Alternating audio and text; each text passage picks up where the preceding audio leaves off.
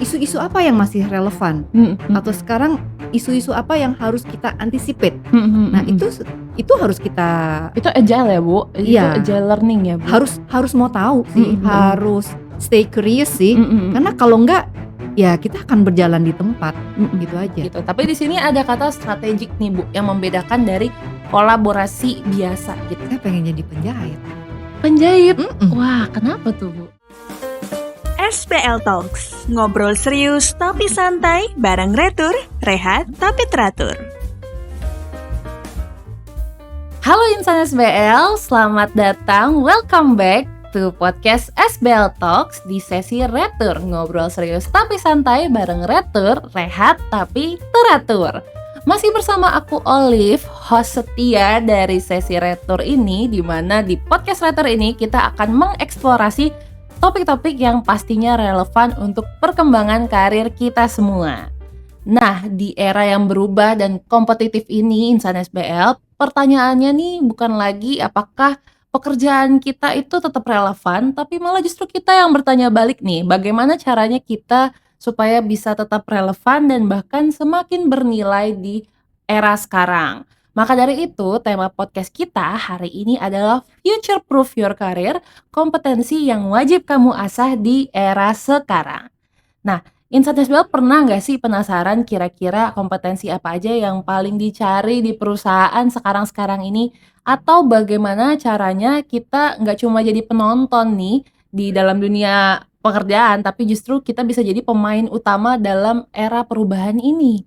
Nah, kalau kita bicara soal Future Proof Your Career ini, pastinya kita akan mengundang narasumber yang sangat amat relevan. Ini sosok yang berperan besar dalam mengelola dan mengembangkan aset berharga di SBL, yaitu kita sendiri, karyawan SBL atau insan SBL.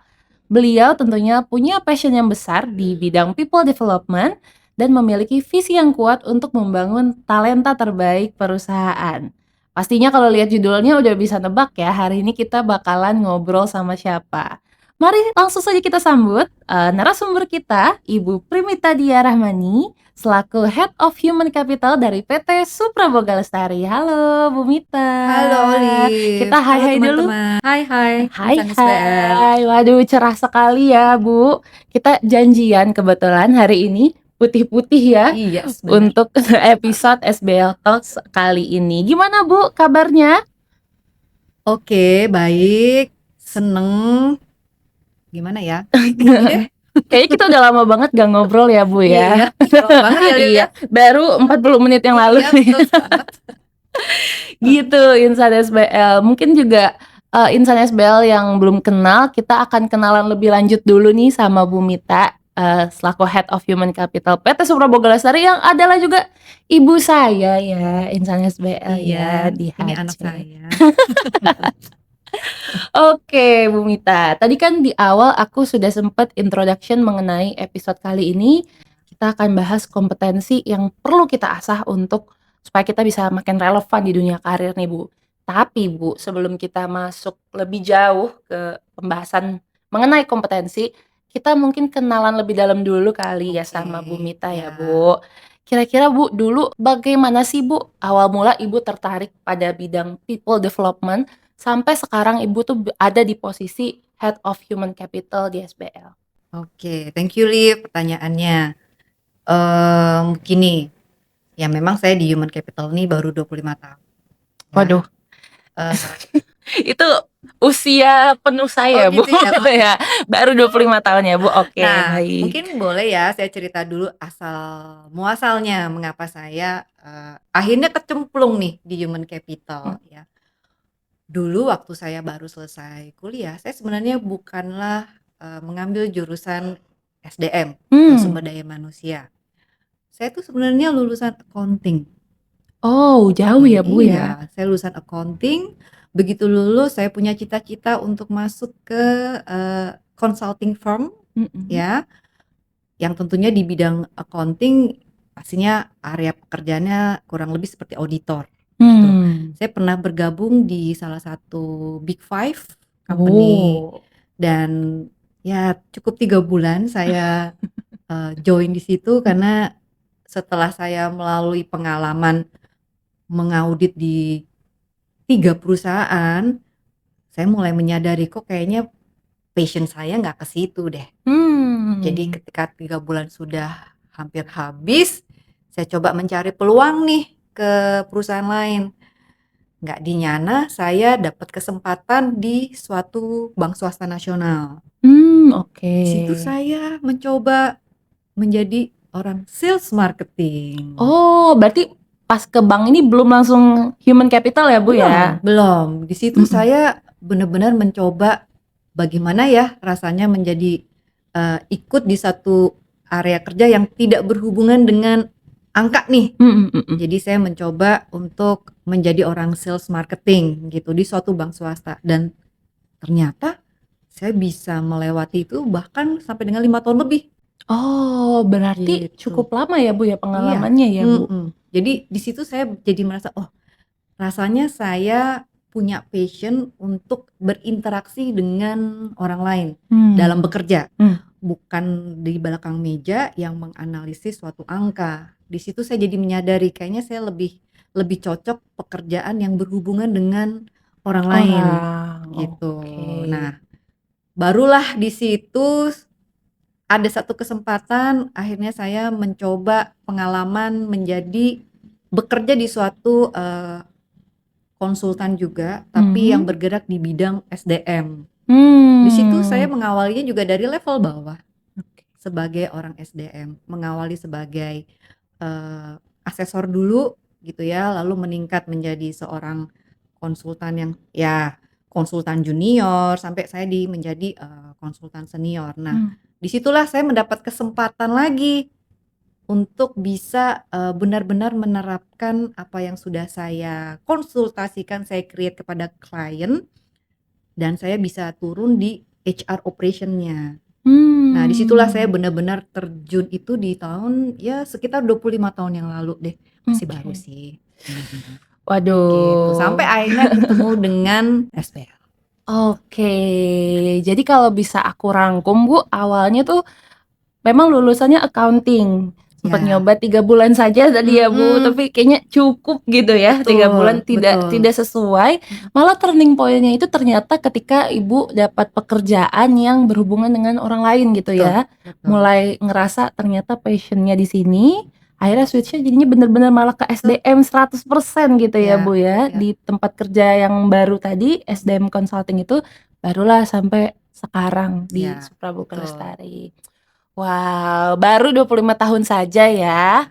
Jadi kalau boleh dibilang ketika berinteraksi dengan orang lain tuh seperti ada energinya. Jadi lebih bekerja juga lebih apa ya? Lebih ada semangatnya gitu dibanding kalau saya di belakang meja menganalisis data, angka agak apa ya? Tumpul aja gitu ngelihatnya. Oke, berarti memang passion-nya tuh mungkin memang mengarahnya ke people development dari awal ya, Bu ya.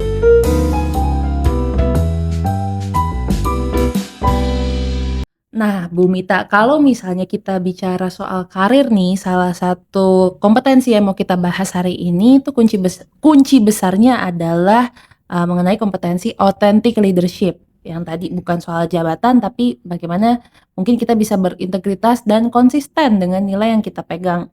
Nah, aku mau tanya nih ke Bu Mita, menurut Ibu, apa sih makna authentic leadership? Dan mungkin pertanyaan lanjutannya, Bu, bagaimana kita bisa memulai authentic leadership ini meskipun kita belum punya posisi formal sebagai leader gitu di kantor misalnya. Oke, Liv, gini ya, ini penting banget sih ya. Sebagai seorang leader, bersikap otentik itu penting. Karena begini, authentic leadership itu kan gaya kepemimpinan yang berfokus kepada kejujuran dan integritas. Ya, itu penting karena pemimpin itu kan menjadi role model ya buat tim di bawahnya. Jadi kita haruslah seorang leader menjadi walk the talk nih. Ya. Karena lagi-lagi menjadi role model dan menjadi contoh bagi tim di bawahnya. Bagaimana buat teman-teman yang belum di posisi leader? Sebenarnya authenticity itu bisa tercermin dalam pekerjaan sehari-hari. Misal, kalau kita melakukan kesalahan, mungkin kita bisa terbuka menyatakan maaf. ya kan? Terbuka aja kalau kita melakukan kesalahan. Tanggung jawab ya Bu ya. Betul, kita bertanggung jawab. Kalaupun misalnya kita diminta untuk menyelesaikan suatu laporan dengan tenggat waktu tertentu, maka kita komit untuk menyelesaikan sesuai dengan tenggat waktu tersebut. Nah, itu kan menunjukkan integriti salah satu contohnya adalah kita mengakui kesalahan kalau kita melakukan kesalahan. Ya, kita minta maaf. Atau kita bertanggung jawab dan berkomitmen apabila kita diminta menyelesaikan suatu pekerjaan. Atau kita berkomitmen ketika kita harus submit suatu laporan tertentu nih dengan tanggal tertentu. Itu contoh-contoh kecil di dalam tugas kita keseharian gitu. Dan kalau kita selalu komit dengan apa yang kita sampaikan, selaras dengan apa yang tercermin dalam perilaku kita, itu akan membangun kepercayaan kepada sekeliling kita. Oke, jadi tadi ya Bu, ketika kita pengen jadi authentic leadership itu enggak harus punya tim dulu ya, bisa kita cerminkan dalam pekerjaan kita sehari-hari, dimana kalau kita lakukan dengan komit itu bisa membuat orang di sekitar kita tuh lebih percaya kepada kita gitu, building trust gitu ya Bu. Betul. Karena itu penting ya, kalau kita dalam bekerja tidak membangun trust, akan sulit terjadi kolaborasi nih nanti ke depannya. Ini poin kedua. Padahal dalam bekerja itu agak susah ya kalau kita nggak berkolaborasi. Betul sekali. Itu harus tarik mundur, kita bangun dengan komitmen, kita bangun dengan kejujuran dan integritas. Jadi menciptakan citra diri yang trustworthy dulu gitu ya Bu ya. Oke, jadi that's why kenapa kompetensi authentic leadership ini penting untuk sama-sama kita miliki. Oke, menurut Ibu nih, gimana sih cara kita mulai menumbuhkan mindset si customer centric ini, baik saat mungkin berhadapan dengan customer eksternal maupun customer internal kita, Bu? Untuk bisa menumbuhkan customer centric, tentunya kita juga harus belajar mendengarkan ya, mendengarkan apa yang menjadi tantangan dari departemen lain atau menjadi tantangan dari teman kita. Dari situ kita jadi bisa memahami ya, mungkin bisa menjadi berempati dengan situasi mereka. Sehingga apa yang kita bisa deliver kepada teman kita atau departemen tersebut harusnya sih bisa membantu mereka.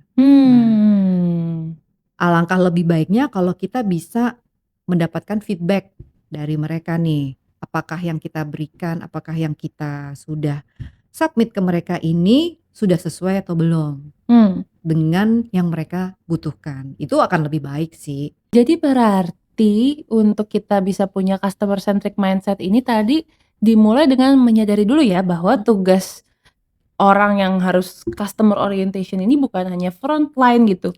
Mungkin kalau misalnya dia kerjanya di belakang meja pun itu juga ternyata dia punya customer gitu ya. Tentunya. Karena tadi Ibu bilang apa yang kita output itu menjadi input untuk orang lain gitu ya. Akan diproses oleh orang lain lagi. Kedua, berarti yang bisa aku tangkap adalah kita harus mulai mencoba berempati gitu ya. Pakai sepatu orang. Oh bukan, salah ya Bu ya. Menempatkan diri di sepatu orang gitu ya. Sehingga mungkin apa yang kita hasilkan itu bisa tadi memenuhi kebutuhan customer kita gitu. Dan terakhir feedback ya Bu ya, kalau nggak salah. Jadi kita harus sering-sering mencari feedback gitu ya. Apakah mungkin yang kita lakukan sudah sesuai dengan kebutuhan customer kita gitu ya. Betul banget Liv. Oke, jadi itu ya Insana SBL, langkah-langkah sederhana mungkin yang bisa mulai kita terapkan dalam pekerjaan sehari-hari untuk menanamkan si customer centric mindset ini. Tadi sempat ke-mention mengenai servant leadership ya Bu ya. Ini HC banget nih. Apakah kita next episode boleh undang Bu Mita lagi bahas mengenai servant leadership? Oke Bu. Nah menarik banget Bu. Tapi kan kita masih punya 2 kompetensi lagi nih Bu yang mau kita gali dan kita obrolin bareng sama Bu Mita. Nah nextnya mungkin aku bisa spill dulu nih ke Insana SBL Bu, bahwa 2 kompetensi berikutnya yang akan kita bahas itu adalah strategic collaboration dan juga agile learning gitu.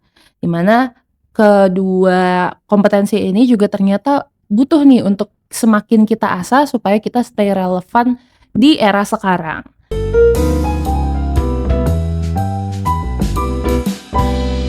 Oke Bu, tadi kan kita udah bahas mengenai authentic leadership sama customer centric mindset ya Bu, yang Oke, ternyata ya. memang perlu juga untuk kita pahami kompetensinya dan kita terapkan dalam kehidupan kita sehari-hari.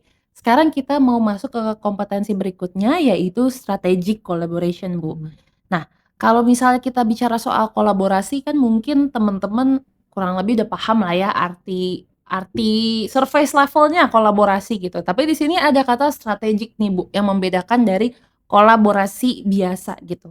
Nah, menurut Bu Mita nih, apa sih Bu yang membedakan kolaborasi biasa dengan strategic collaboration? Oke, Liv. Wah, ini kalau kita bekerja sih nggak mungkin kita tidak berkolaborasi ya. Hmm. Karena kita nggak mungkin mencapai suatu hasil, objektif dari suatu tujuan nggak akan kita dapat tanpa kolaborasi. Hmm. Ya, jadi kalau kita berkolaborasi tuh rasanya udah mandatory ya. Nah, Hmm. kolaborasi yang kita lakukan untuk menyelesaikan tugas kita keseharian ya tentunya itu kolaborasi yang pasti kita harus lakukan ya Hmm. secara umum. Hmm. Tapi kalau misalnya kolaborasi strategik tentunya punya tujuan yang lebih besar yang harus Hmm. dicapai secara bersama-sama dan bukan mungkin ya, ini punya sifat jangka panjang sih, gitu. Hmm. Mungkin contohnya gini deh, di awal tahun kan kita bersama-sama ikut annual meeting ya. Iya. Nah, di situ kan, dicanangkanlah, the year of customer nih di Iya, tahun ini, gitu ya. betul. Nah, tentunya setiap insan SBL harus berkolaborasi nih lintas departemen, lintas divisi untuk bisa menyukseskan tema The Year of Customer ini, gitu. Jadi Hmm. siapapun departemen yang terlibat di dalam program ini harusnya sama-sama berkontribusi nih untuk bisa memberikan output yang diharapkan. Kurang lebih gitu sih. Oke, I see. Jadi kalau bedanya sama kolaborasi biasa itu mungkin kolaborasi biasa ya role kita sehari-hari ya, kita Betul, sebagai ya. apa, di Mhm, divisi apa, itu kan kita berkolaborasi sama orang mhm. lain. Tapi tadi yang Ibu bilang strategik contohnya adalah annual meeting gitu, ada satu Tema tujuan, besar, tema besar yang kita yang harus kita sepakati capai bersama. dan kita sepakati bersama tentunya ya Betul, Bu di awal betul. tahun gitu Mhm, ya. Jadi itu yang membedakan dengan kolaborasi biasa ya, gitu. Oke, jadi tadi itu bedanya mengenai kolaborasi biasa atau strategic collaboration ya, Bu, ya. ya, Tapi aku pengen supaya yang nonton bisa punya takeaways nih, Bu, mmm. setelah memahami perbedaan strategic collaboration dan collaboration biasa.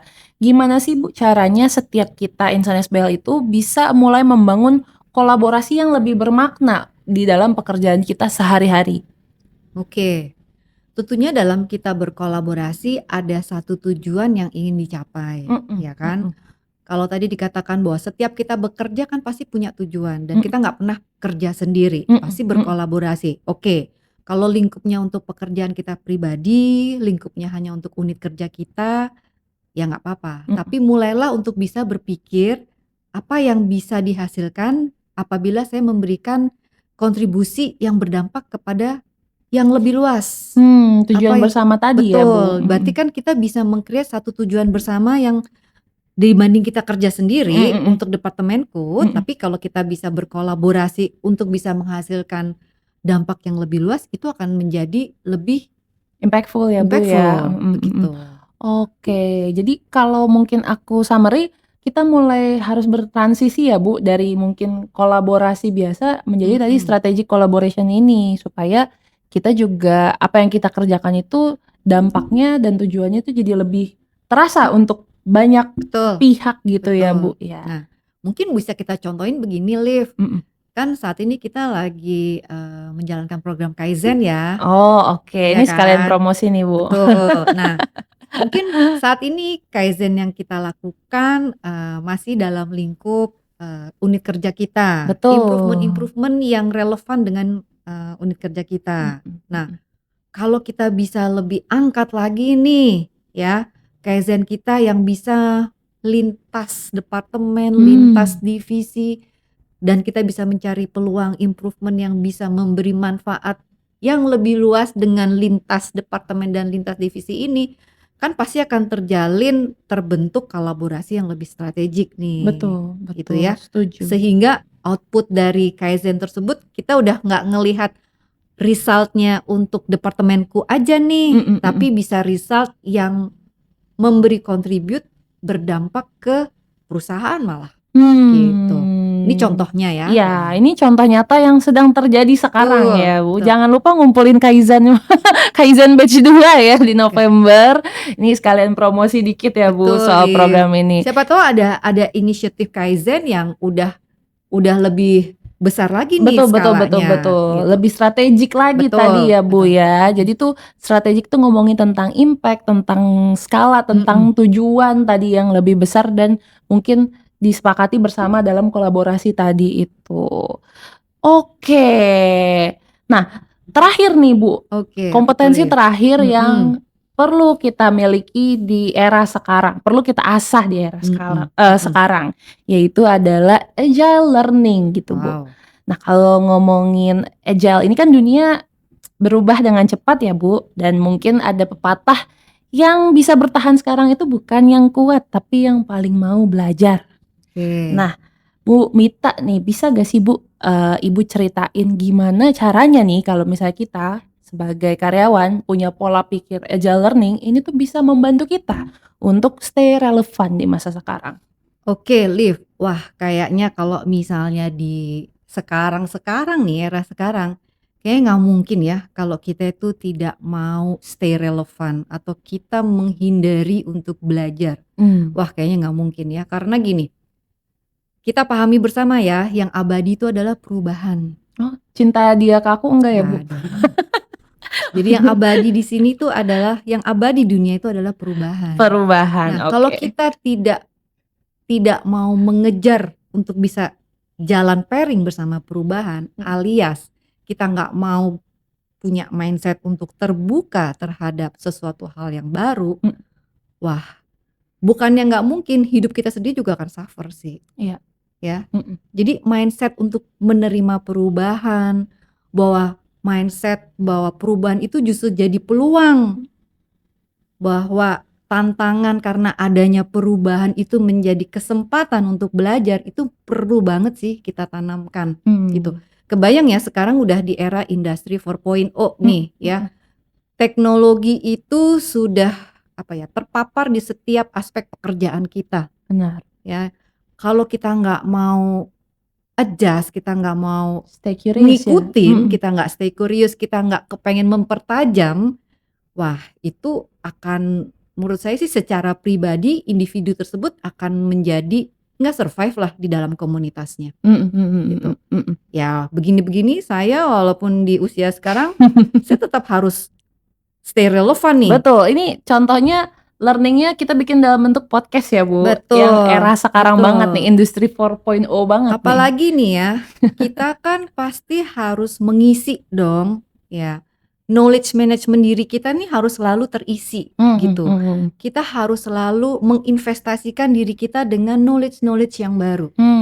Ya, kita harus mempertajam apa yang menjadi knowledge di area yang kita butuhkan. Betul. Gitu. Kalau sekarang saya di area HC, saya juga harus mikir nih, waduh, ini di saat ini sampai beberapa tahun ke depan saya harus update dan saya harus mempertajam pengetahuan tentang apa sih. Itu aja saya masih terus mencari.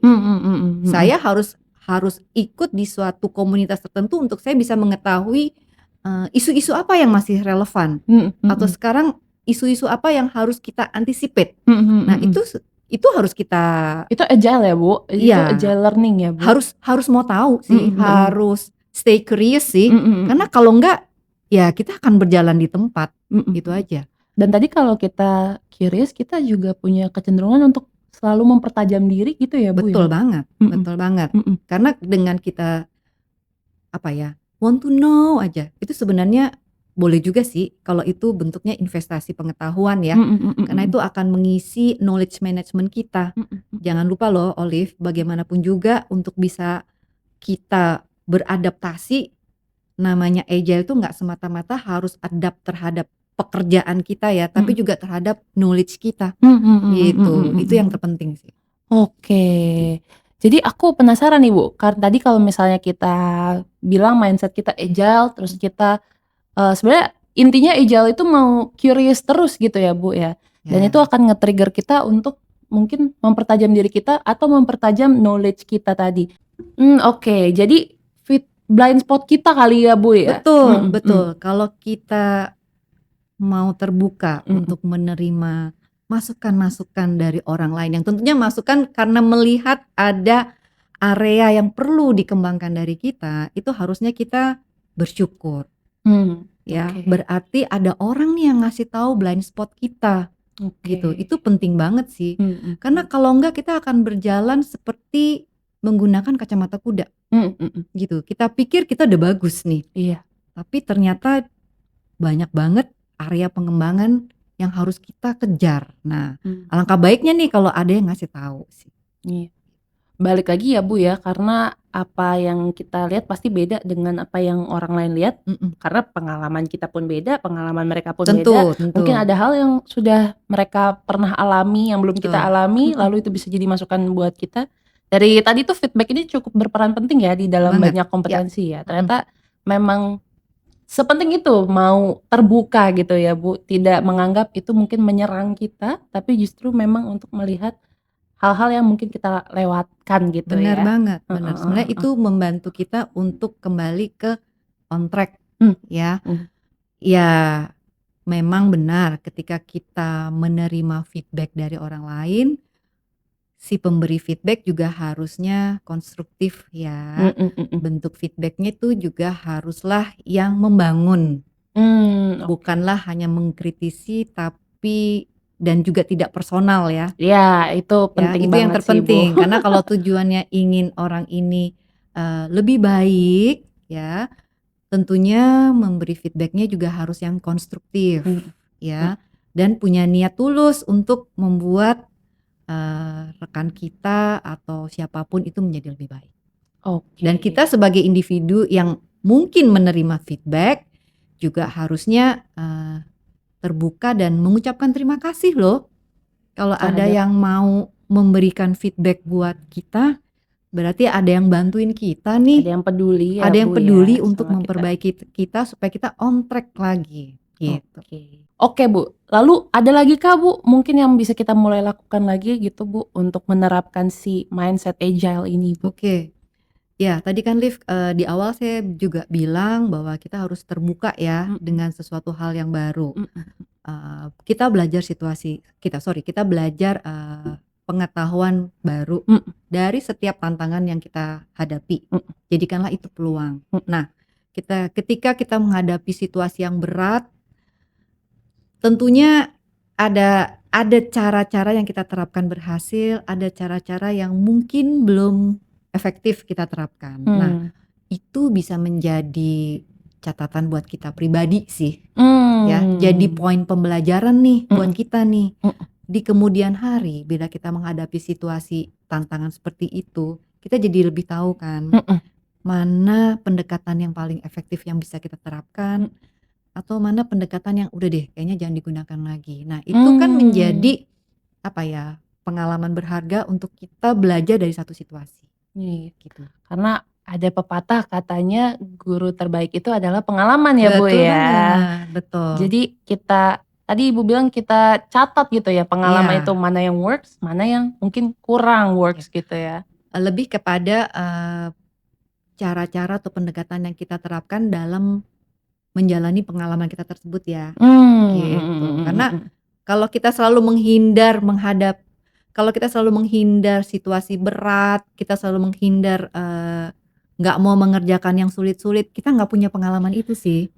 Itu dia tuh, makanya harus dimulai tadi dulu, terbuka dulu ya Bu. Betul. Habis itu bisa punya pengalaman, kalau udah dilewati pengalamannya dicatat gitu berarti ya, supaya itu kan penting tuh. Iya, biar nextnya ketemu hal baru lagi bisa ambil dari Wikipedia personal kali. Knowledge management pribadi kita ya. Knowledge management pribadi gitu ya Bu. Betul banget. Oke, jadi kurang lebih ada 3 tips gitu ya Bu ya yang bisa mulai kita terapkan kalau kita mau menjadi orang yang lebih agile lagi. Tadi mindsetnya diubah dulu.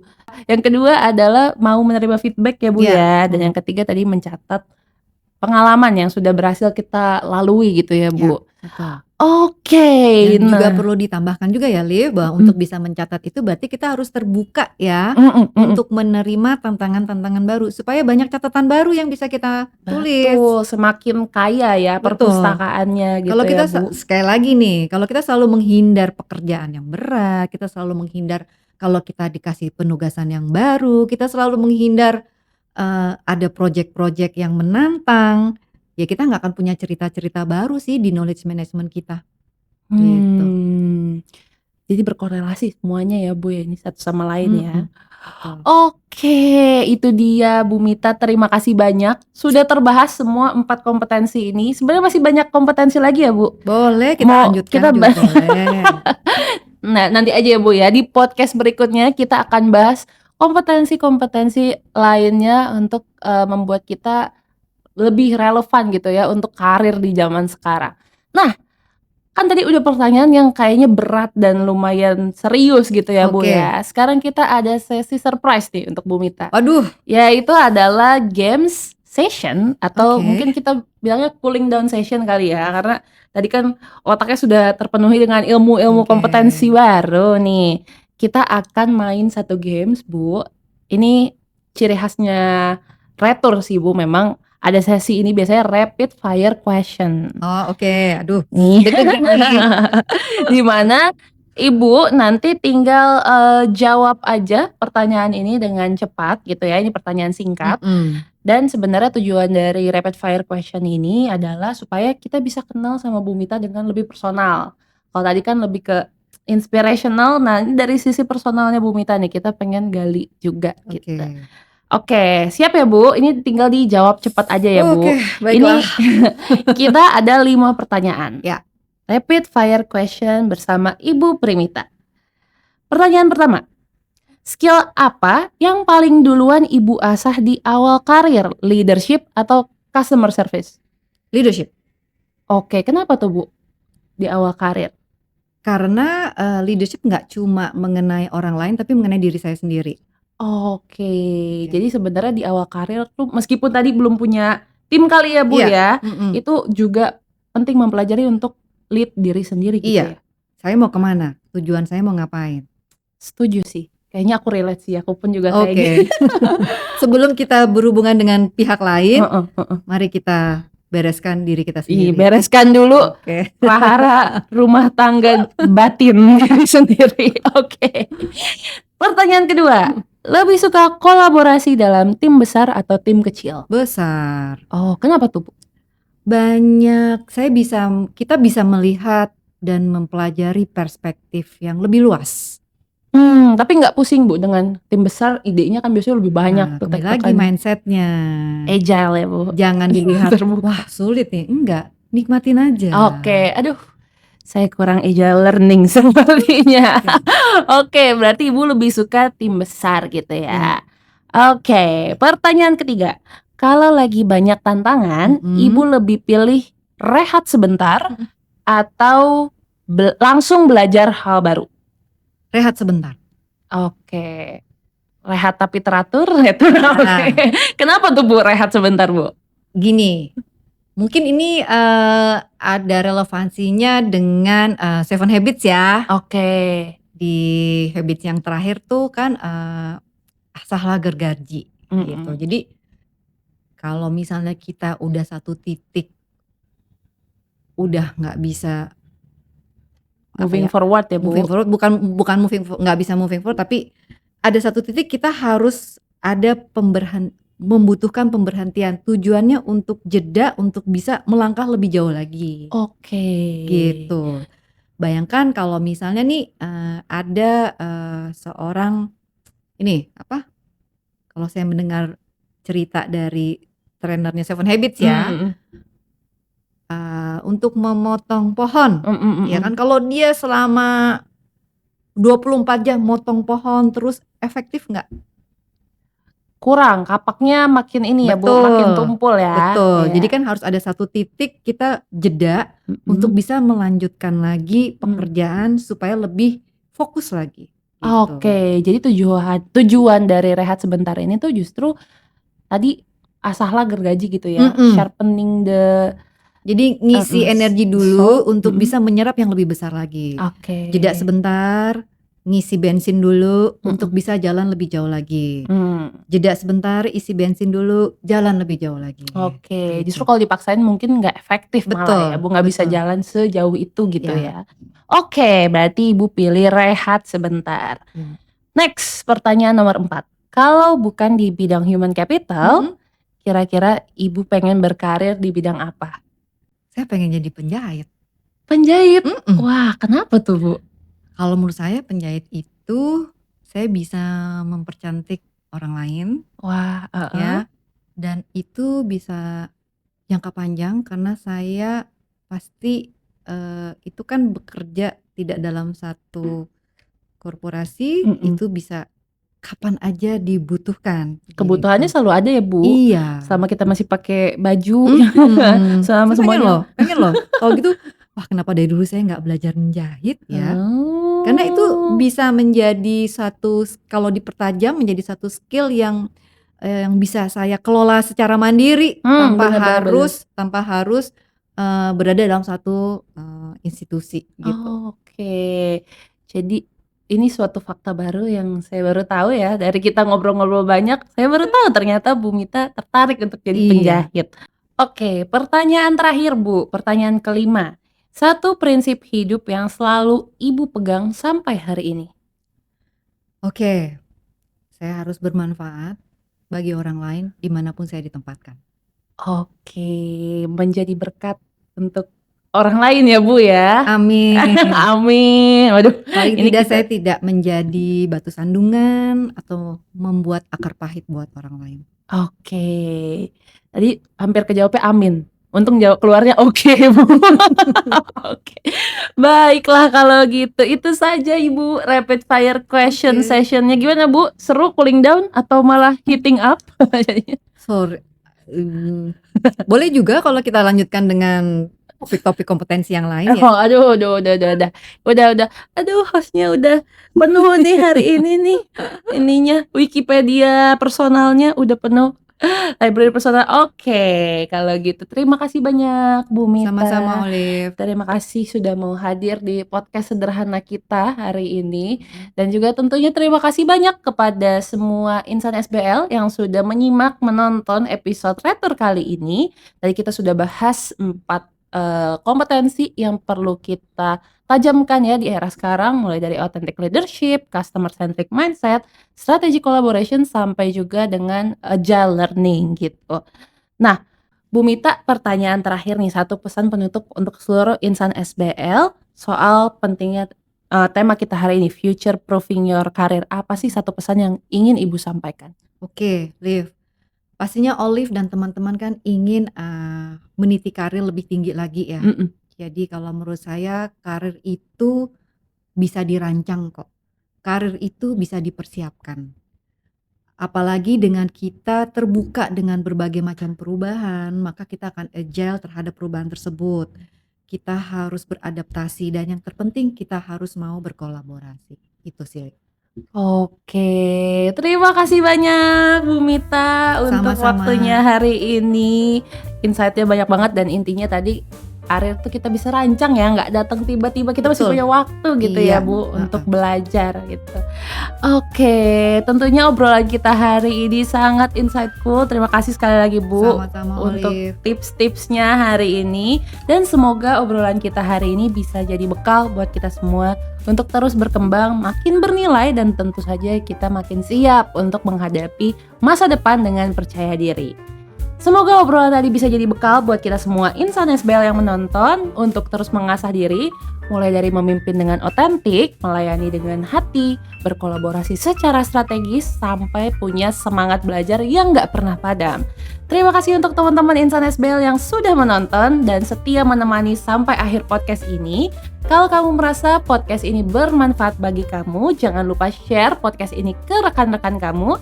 Dan pastikan juga teman-teman semua udah subscribe ke YouTube-nya SBL Talks, dan juga bisa nonton nih segmen ini, segmen Retur, rehat tapi teratur. Jangan lupa follow juga Instagram live @SBL, dan kalau teman-teman lebih suka podcast nih didengerin nih, bukan ditonton, bisa juga dengerin podcast SBL Talks ini lewat Spotify. Tinggal search aja SBL Talks Retur gitu. Nah, akhir kata, sampai jumpa di episode berikutnya di SBL Talks, ngobrol serius tapi santai bareng Retur, rehat tapi teratur. See you!